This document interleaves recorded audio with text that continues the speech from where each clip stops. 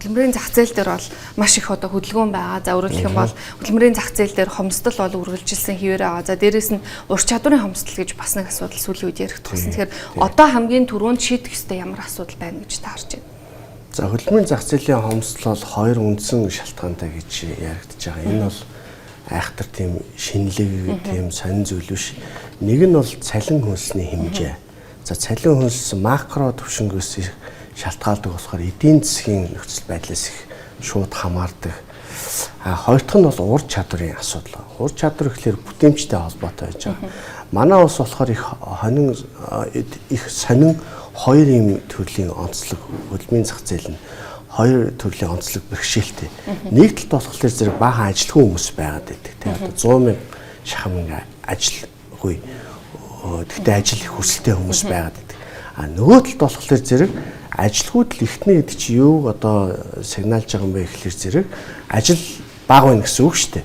Гэтэл сар бүр одоо тэг цангаа цагийн мен дээр дунджаар нэг 15-аас 20,000 ажлын байр зарлагдаж байна. Ажил бол илбэг байна. Цангаа цагийн мен л өнөөдөр ороод харахад те Монголын бүх компаниуд тэнд ямар ажлын байран дээр амаар байгаа, ямар салбарт амаар байгаа ингээд 24-5 төрлийн салбарт ажил хайгаад байна. Гэтэл эдгээр маань хүнээ олж чадахгүй байна те. Тэгэхээр нөгөө ажил хайж байгаа хүмүүс маань цалингаа олж байгаа нэг хэсэг байна. Ажилд авах гээд байгаа компаниуд маань хүмүүсийн ур чадварыг бас голоод байгаа нэг асуудал байна тий. Тэгээ энэ ур чадварын асуудал бол хамгийн хэцүү асуудал. Цалин бол макро төвшин сайжрангууд ингээд усны төвшин ихсэгтэй адилхан ерөөд ихсээд явж байна. Зарим Монголын одоо нэлээхэн топ банкуд жишээ нь 2024 онд цалингаа 5-аас 80%-аар 50-аас 80% өсгсөн байгаа юм. Бараг л 2 дахин өсөж байгаа юм тий. Энд чи яагаад вэ гэхээр зэрэг зарим компаниудын үйл ажиллагаа энэ цалингийн төвшөнтэй хамааралгүйгээр бизнес нь тэлж байгаа болохоор цалингаар зодож одоо тий хүмүүсийг авч эхэлж байна. Энэ компаниуд бол харьцангуй хүний нөөцийн хурдтай шийдэж явж чадж байгаа хүний нөөцийн асуудал тий. Тэгээ ихэнх компаниуд болохоор зах зээлийн төвшөнтэй ойролцоогоор буюу одоо инфляц яаж өсөж байна, эдийн засгийн орчин яаж өсөж байна, энтэй уялдуулаад цалингаа нэг тий 10-аас 20%-аар юм ингээд өсөж байгаа байдлаа ажиглаж байгаа. Тэгээд ийм нөхцөлд энэ компаниуд дээр ингээд маш олон сэвнүүд ирж байгаа тий. Жишээ нь 2 сард Зангаа цэгийн дээр 39,000 хүн тий 300,000 шахам CV-г явуулсан байна. Тэгээ ажлын байрнууд тийм ээ. Тэгэхээр энэ чи асар олон хүн бас ажилд орох гол ингээл зүтгээд байна шүү дээ тийм ээ. Гэтэл эдний ур чадвар голготоод байдаг тийм. Тэгэхээр ур чадвар бол манай нийгмийн одоо өгсөн. Тэгтээ ерөөсөө бүр ингээд удирдах хэмжээнд бол бүр хаягдсан асуудал болоод байгаа. Тэгээ хүн сургах, хүнийг ур чадваржуулах гэдэг маань цалин өсөхтэй адилхан мөнгө байгаа бол өсгчийг шууд шийдэгдэх асуудал гэж. Тэгэхээр ур чадварын хувьд одоо энэ ур чадварын дутагдлыг яг яаж ойрын хугацаанд богино хугацаанд шийдэх боломж байна гэж харж байна. За мэдээж ихтэй сургууль төгсөгчөө за дээрэс нь бүр ерөнхий боловсрол, суурь боловсролоос бол ур чадварын одоо төвшин эхлэнтэй. Тэгэхээр энэ дээр ямар одоо шийдэл байна? За манай улсын хувьд бол бас онцлог. Баруунд бол жишээ нь хөгжсөн орнуудад Европ, Солонгос, Япон, Америкт болохоор зэрэг их сургуулийн боловсрол бол яг ур чадвар биш юм аа гэдгийг тогтоогод 10 гаруй жил болцсон. За энтэй холбоотой тэд нар их сургуулиас хойш ур чадварыг хөгжүүлэх маш олон төрлийн сургалт тийм ээ сертификатууд ийм одоо мэрэгжлийн сургалтын байгууллагууд үүсээд ажилтан чигдэрсэн яваа. Жишээлбэл одоо Google-ыг авъя л да тийм ээ. Google ч өөрсдийн Google сертификатыг гаргацсан. Энэ сертификатаа Америкийн хамгийн том онлайн сургалтуудаар бүгдийг нь тараацсан. Тэгээд та энэ сертификатыг аваад тэнцэж чадчихвал заавал 4 жил сурах албагүй гэж үздэг. Тэгэхээр шийдэл нь яг юу вэ Монголын хувьд? Тэгэхээр шийдэл нь болохоор бид нэр энэ аливаа салбарт ингээд зовлон бий болохоор зэрэг бэрхшээл дуунахлаар зэрэг ерөөсө хөрөнгө оруулалт шаарддаг тийм ээ. За одоо чинь банк санхүүгийн салбарт хэцүүдлээ гэхэд яах вэ? Энэ салбарт хөрөнгө хэрэгтэй. Барилгын салбар хэцүүдлээ гэхээр хөрөнгө хэрэгтэй. Тэгэхээр хөдөлмөрийн зах зээлийн салбар хэцүүдлээ гэхээр хөдөлмөрийн салбарт хөрөнгө хэрэгтэй. Энэ хөрөнгө оруулалтыг хувийн сектор руу, төр үү, хамтрах уу ямар нэгэн байдлаар шийдээд тэгээ энэ хүмүүсийг хурдан чадваржуулах ажил. Чадваржуулах гэхлээр нөгөө нэмж их сургууль байна гэж ойлгож болохгүй. Угаасаа Монголын их сургуулийн систем асар хоцрогдолтой энэ засагдахын тулд дахиад 10-аас 20 жил хэрэгтэй. Тэгэд энийг засаад хөдөлмөрийн зах зээл шийдэгдэнэ гэж ерөөсөө бодож болохгүй. Ойрын хугацаанд яг барууны орны жишээнийг дагаад энэ шинэ хөрөнгө оруулалтаа дараа одоо энэ байгаа сайн 100 хөдөлмөр эрхэлж байгаа ард түмэн биш тийм ээ. Хөдөлмөрийн зах зээл дээр байгаа энэ хүмүүсийг яаж хурдтай чадвартай одоо болох вэ гэдэг л асуудал байгаа юм. За бас одоо хөдөлмөрийн яамнаас нийгмийн хамгаалал хөдөлмөрийн яамнаас сүүлд гаргасан судалгаанд харахад 1991-ээс 2005 он төрөлт бага байсан толботоор яг одоо хөдөлмөрийн зах зээл дээр ажиллах хүчний оролцооны түвшин буурсан гэсэн юм дүгнэлт гаргасан. Гэхдээ хамгийн сүүлийн статистикаас харах юм бол 24 оны эцсийн гүйцэтгэлээр мөн одоо төрөлтийн түвшин буурсан. Тэгэхээр энэ 24 оны төрөлтийн түвшин буурсан энэ статистик үзүүлэлт магадгүй 20 жилийн дараа хөдөлмөрийн зах зээлийг ямар нөхцөлтэй байдал хүргэнэ гэж таарч байна. 20 жилийн дараах дүр зураг шал ондоо болно. 20 битэл 4-5 жилийн дараа дүр зураг шал ондоо болох гэдэг. Яг тэгвэл та бүхэн мэдж байгаа хиймэл оюухан буюу орж ирж байгаа тий. Ягаас болоод маш олон ажлын байр өгөө болно. Маш олон компаниуд дээр гараар хийдэг механик ажлууд бүгд байхгүй болно гэсэн үг.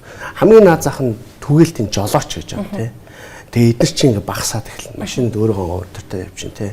Маш олон банкуд одоо 4-5 жилийн өмнө маш олон тооны хэдэн зуун салбар ажилуулад хэдэн мянган тейлер ажилуулдаг байсан тий.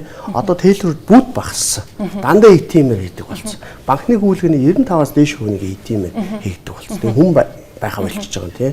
Тэгэхээр зэрэг бид нар нөгөө энэ төрөлт энд илүү санаа зовхоос илүү төрөлт одоо тодорхой хэмжээнд нөлөөлнө. Гэхдээ төрөлтөнд санаа зовхоос илүү бид нар өнөөдөр байгаа энэ ажиллах хүсэлтэй байгаа хэдэн зуун мянган залуучуудыг яаж чадахжуулах вэ гэдэг дээр санаа зовхгүй бол эхнээсээ хамгийн чадвартай хүмүүс нь сүүлийн одоо 2-3 жилдээ 60 мянга гаруй ингээ залуу гэр бүл залуучууд гадаад руу дайцсан биш тий.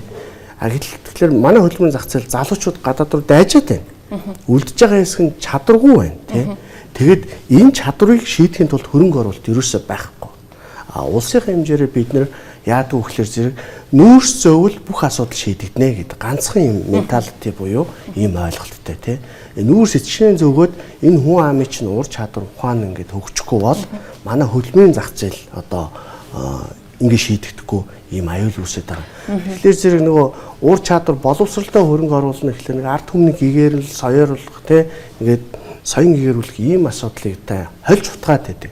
Энийг зөвхөн хөдөлмөрийн зах зээл дээр хэрэгтэй байгаа энэ хэдэн зуун мянган хүмүүсийг яаж хурдтай тэр upscaling, rescaling гэдэг чинь тий ур чадварыг шинжилж дахин хөгжүүлэх гэдэг л асуудал байгаа юм. Өчигдөр даваа гарагт өдрийн сан Монгол Улсын ерөнхий сайд өгсөн ярилцлаган дээр уул уурхаагаас хамааралтай эдийн засгийн сул тал нь бусад одоо уул уурхаагаас бусад салбарт одоо харьцангуй хүртээмж багтай ийм өсөлтүүд гардаг. Өөрөөр хэлэх юм бол одоогийн байгаа одоо нэг хүн ногдох дотоодын нэгтгэгдүүнийг 10,000 долларт хүргэж бидний бодит орлого чадамж одоо дээшлэнэ гэсэн мэс. Та энэтэй санал нэгж байна. Үнэхээр тийм боломж байгаа юу? Манай улсад бол боломж байгаа. Гэхдээ бид нар гаднаас олсон уул уурхаан орлогоо захин зарцуулахдаа маш муу. Энэгээр бол дэлхийд баг хамгийн муу ордог улсуудын нэг нь тий. Уул уурхайгаа хичнээн түшигдэд хичнээн орлого олоод энэ ямар нэгэн байдлаар ард иргэдийн ур чадварт хөрөнгө болж орохгүй бол тийм ээ. Одоо дэлхийн хамгийн мундаг одоо жишээнүүд нь шүү дээ. Баруун Европын орнууд байна, Солонгосчууд байна тийм ээ. За Азийн бар орнууд байна тийм ээ. Эдгээр зөвхөн олсон орлогоо зүгээр ингээд иргэдтэй хуваагаад өгсөн юм уу? Тэ иргэдийнхэн тоонд ингээд олсон мөнгө хуваагаад өгсөн юм уу? Эсвэл эдгээр иргэдийнхэн одоо тэр уур чадвар амьдралд нь хөрөнгө олсон юм уу? Оруулсан юм уу? Сургууль барьсан юм уу? Эмнэлэг барьсан юм уу? Тэ уур чадварыг сайжруулсан юм уу гэдэг. Ийм л асуудал байгаа. Төгсгөлийн зүйлийг маш товчхон асууя. За ерөнхийдөө одоо байгаа энэ ур чадварын дутагдал за тэгээ дээрэс нь нөгөө тал бас цалин хөлсийг одоо чамлж байгаа энэ үзүүлэлт энэ нөхцөл байдал за хөдөлмөрийн зах зээл дээр хамгийн нийтлэг анзаарч байгаа энэ зүйлс энийг шийдэх ямар одоо гаргалгаа байна? Цалин хөлсний шийдэл бол ерөөсөн макро эдийн засгийн орчин. Тий. Түрүү хэлсэн шиг Монголын хамгийн том компаниуд төрүүлээд цалингуудаа өсгөөд маш хурдтай өсгөөд эхэлсэн. Ийм байдлаар эдгээр хувийн хвшил бол асуудлыг шийдэж чадж байгаа юм.